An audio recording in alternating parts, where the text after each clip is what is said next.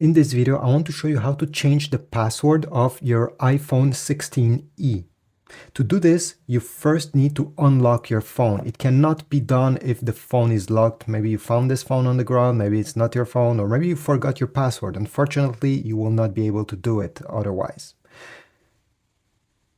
So once you have access to the phone, go into the settings.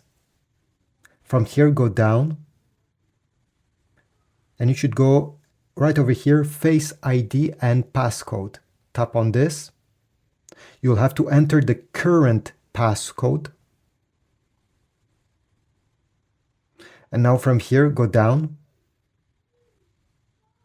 And over here, you should see Change Passcode. Tap. Enter again your current passcode. And now it's time to enter a new one.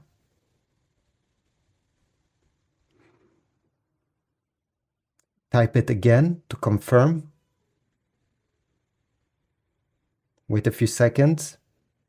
And it has been registered. Now, if I have to type it, it will unlock my phone. Thanks for watching. Leave a like, subscribe, comment down below, and I'll see you in the next video.